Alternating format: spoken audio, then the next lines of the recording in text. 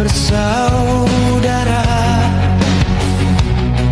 Lembaran baru dibuka, dirasai semua, dihembus kuat oleh. Assalamualaikum warahmatullahi wabarakatuh. Alhamdulillah pada hari ini kita Yayasan Amal Malaysia Jabungan Pulau Pinang mengadakan amal donation di 3 lokasi, di Mall Alma di sini, di Anubik Bukit Minyak dan juga di Masjid Al-Muntadin di Penaga.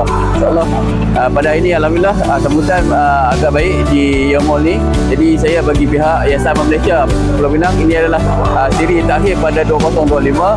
Saya mengucapkan terima kasih kepada semua penyumbang donor darah kami daripada awal hingga siri yang terakhir ini. Terima kasih kepada penyumbang semua dan teruslah bersama kami Yayasan Amal Malaysia untuk menerima darah anda.